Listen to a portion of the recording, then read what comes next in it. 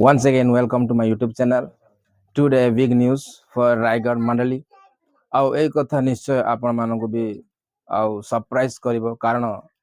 ଅନେକ ଦିନ ଧରି ଆଉ ରାୟଗଡ଼ ମଣ୍ଡଳୀରେ ଆଉ ନୂତନ ଗୃହ କରିବା ପାଇଁ ସେମାନେ ଆଉ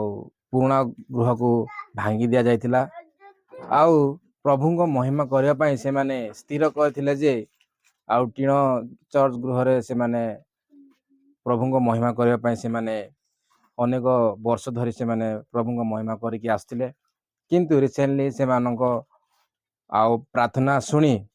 ପରମେଶ୍ୱର ସେମାନଙ୍କୁ ଏକ ନୂତନ ଗୃହ ନିର୍ମାଣ କରିବା ପାଇଁ ଦେବା ପାଇଁ ଯାଉଅଛନ୍ତି। ତ ଏହି ମାସରେ ସେମାନେ ଆଉ ସେଇ କାର୍ଯ୍ୟଟି ଆରମ୍ଭ କରିବା ପାଇଁ ଯାଉଅଛନ୍ତି। ତ ନିଶ୍ଚୟ ଆପଣମାନେ ଏଇ ଭିଡ଼ିଓ ଆପଣମାନେ ଦେଖନ୍ତୁ ଯାହାକି ପାଳକ ଆଜ୍ଞା ନିଜ ତାଙ୍କ ମୁଖରେ କହିଛନ୍ତି। प्रिय प्रभु जीशु ख्रीष्टंकर मधुमय नाम प्रत्येक को नमस्कार ज्ञापन करे समस्त को नमस्कार। प्रभु आम को अनुग्रह कले दया कले जीवन में बंचाई आउ यही सुंदर दिवस प्रभु देखा देले। आज आम शताब्दी रायगढ़ बाप्टिस्ट मंडलीर समस्त परिवार मध्यरु आमे एकत्र आउ समवेत हो मौखिक भाव में गोटे आलोचना करी प्रत्येक आउ गृह को आम परिदर्शन करूँ जे आसंता फेब्रुआरी मास 13 तारीख शुक्रवार दिन संध्या 3 घंटा समय एक सर्वसाधारण बैठक अनुष्ठित करा एवं उक्त सर्वसाधारण बैठक में आमर आ शताब्दी रायगढ़ बाप्टिस्ट नूतन गिरजागृह निर्माण कार्यक्रम करने एक आउ कमिटी गठन करा कमिटी गठन कलापर आम स्वतंत्र भाव में उपवास प्रार्थना मीटिंग करी आम गिरजागृह निमंते आम फाउंडेशन खोला कार्यक्रम को आरंभ करूँ। ए समस्त कार्यक्रम करने मंडलीर समस्त युवक भाई माने बुद्धिजीवी माने समस्ते सहयोग करिसंती आमे समस्ते एथिपाई आनंदित एवं आपण मानक विशेष विशेष आमे अनुरोध करछु दयापूर्वक आमर शताब्दी रायगढ़ बाप्टिस्ट मंडली निमंते प्रार्थना करिवे एवं समस्त कर्मकर्ता मानक निमंते प्रार्थना उत्सर्ग करिवे जे प्रकार प्रभु आमर मंडली को सक्षम करिवे एवं आमे नूतन गिरजाघर निर्माण करी आमे प्रभुंकर उपासना आराधना प्रभुंकर स्तुति वंदना करिपारिबु एथिपाई विशेष विशेष प्रार्थना करिवे एवं एथिरे सहयोग मध्य करिवे बोली आमे विशेष विशेष आपण मानकु अनुरोध करछु प्रार्थना करछु आशीर्वाद करंतु समस्त को नमस्कार धन्यवाद दिए जेतु आमर अनुरोध रक्षा करी ग्रामर अर्थात मंडलीर प्रत्येक बुद्धिजीवी एवं युवक भाई माने आज कार्यक्रम जोग देथिले सेतिपई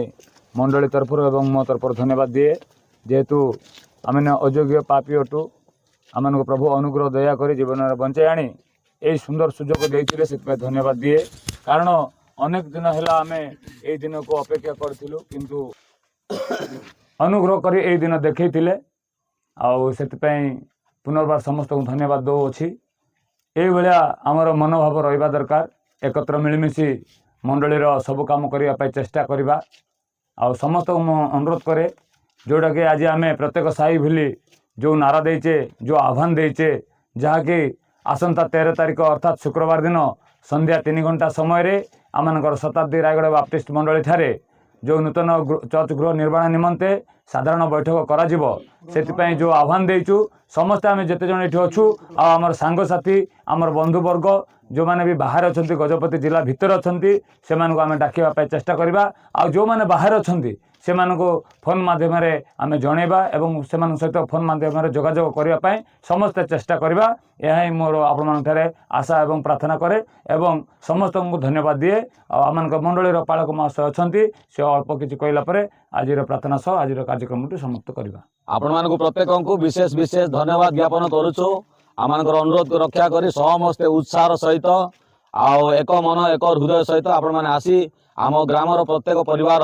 आउ भ्रमण करिसंती आउ आसंता फेब्रुआरी मास 13 तारीख दिन आउ संध्या ओली आमर आउ सर्वसाधारण बैठक अनुष्ठित करा एवं नूतन गिरजागृह निर्माण करने उपलक्षे आमनकर नूतन एक कमिटी गठन करा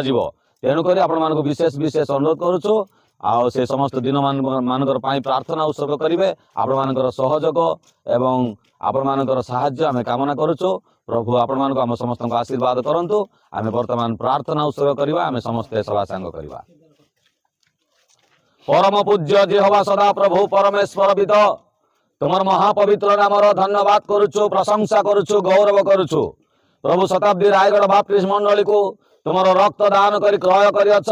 तुमर मांस दान कर तुम क्रय कर तेणुक तुम धन्यवाद करुचु प्रशंसा करुचु। स्वर्गस्थ भी तो आमर पुराणा गिरजाघर ए स्थान रे थिला आमे समस्त भग्न कर देइछु नूतन भाव में गिरजाघर निर्माण करिवार आगको कार्यक्रम रही अछि। हे प्रभु वर्तमान आमनकर मंडलीर प्रत्येक भाई मानकु प्रत्येक बुद्धिजीवी मानकु कर्मकर्ता मानकु प्रभु एक मन एक आत्मा तुम्हें हृदय प्रदान कल धन्यवाद करुचु। स्वर्गस्थ भी तो प्रत्येक साईर प्रत्येक परिवार द्वारस्थ होगा निमंते एवं निमंत्रण आमंत्रण करने निमंते आमको तुम्हें साहाय्य कल तेणुक तुम धन्यवाद करुचु। एकता आम ठारे जे प्रकार बजाय रहिबो प्रभु से तुम्हें कृपा कर अनुग्रह कर एवं प्रभु आम प्रत्येक एक मन एक हृदय एक आत्मा तुम्हें प्रदान करी प्रभु गिरजाघर निर्माण करने तुम्हें कृपा अनुग्रह प्रदान कर।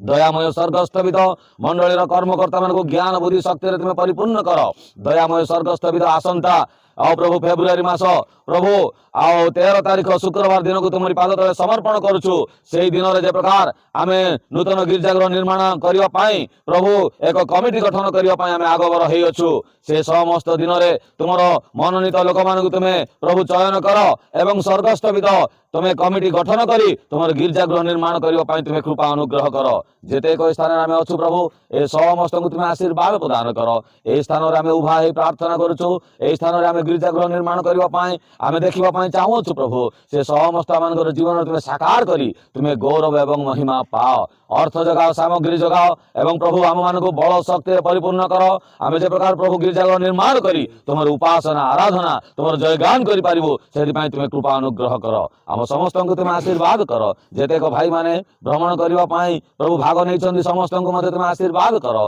पूजा प्रशंसा गौरव महिमा जुगे जुगे तुम्हें पाओ ना जरित प्रिय प्रभु जीशु ख्रीष्टंकर बहुमूल्य नाम रे समस्त प्रार्थना कर मागुअछु।